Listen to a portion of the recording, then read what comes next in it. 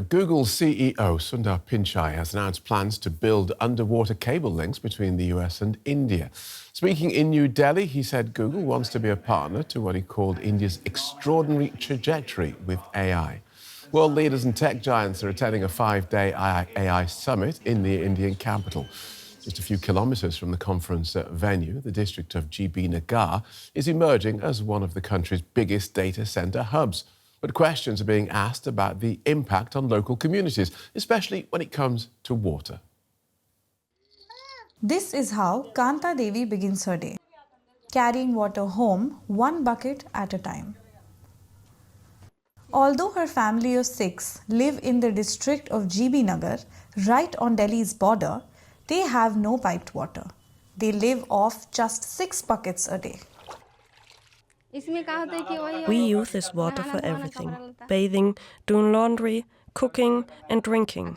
We use it to wash vegetables. Our cooking water is also our drinking water. A government tanker brings water here at unscheduled times once a day. When it arrives, the street fills with queues.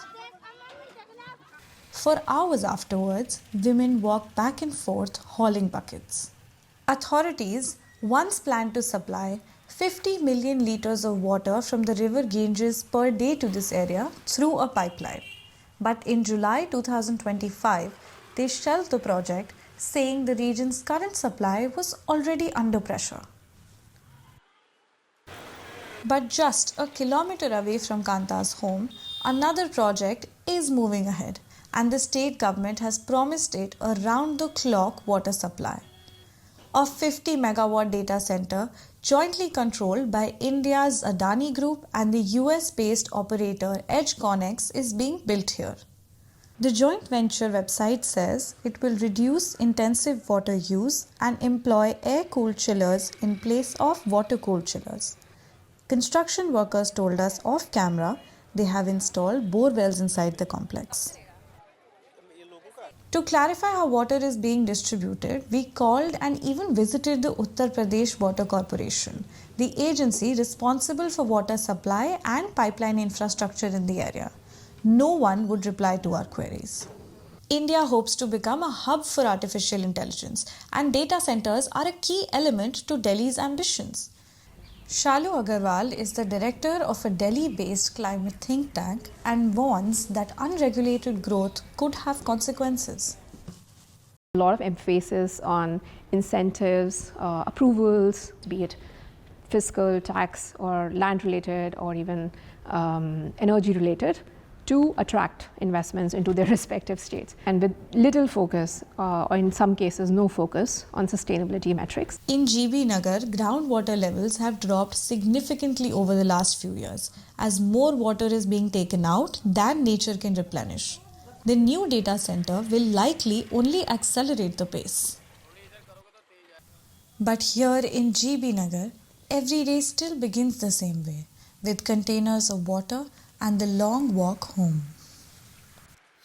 Well, let's pick up some of the issues raised there with Felicia Liu, who lectures in sustainability in the Department of Environment and Geography at the University of York in the UK. Welcome to DW. And we'll start with the point raised at the end of the report.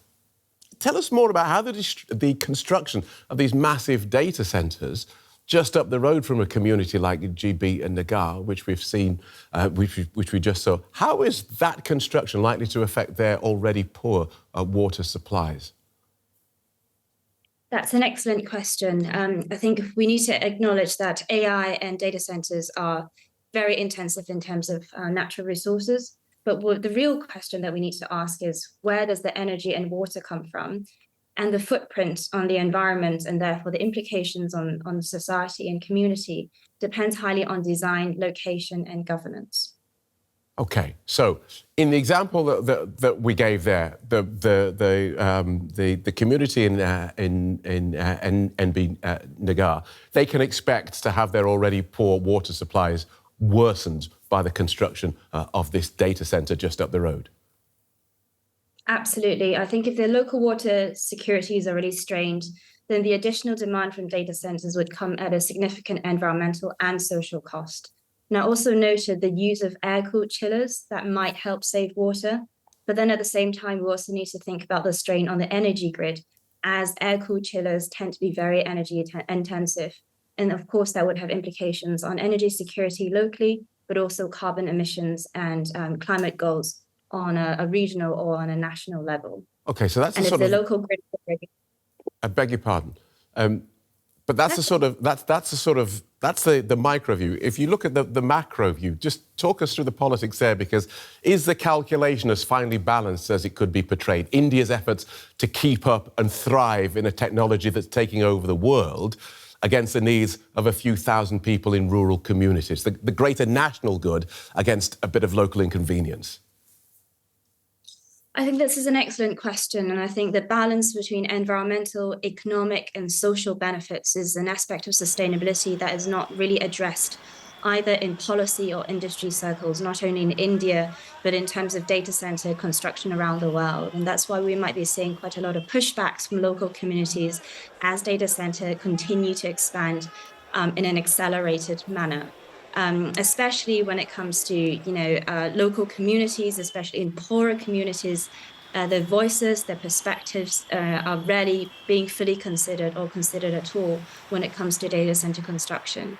And I think there are ways to balance it, but it requires open conversations and deliberation that takes into account not only the carbon emissions or the energy intensity or the water intensity, but also broader issues such as waste management, such as land use change, but also, long-term job creation, skills development, infrastructure improvement that will bring benefits both to the local economy, but also to the national economic competitiveness.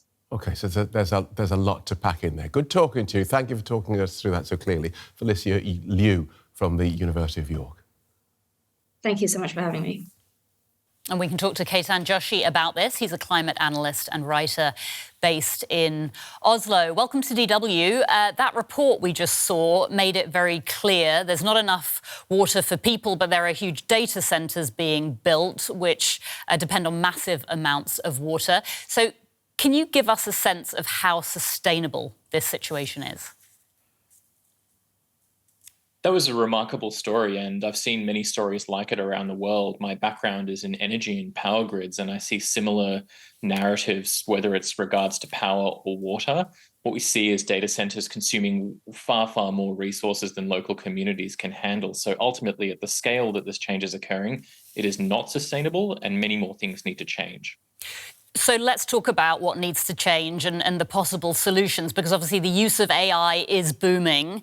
How can economic growth, investment in data and AI, how can that be balanced with the obviously very important environmental protection and keeping people's needs in mind? What I found in my work is that a much deeper consideration for the scale of the software technologies that are being deployed is really, really important. You can achieve a lot of constructive and effective things with much smaller models. So the amount of what's known as training and also the energy consumption of when you're using them can be reduced quite significantly. The right incentives just need to be in place for companies to develop leaner and much more community respecting software.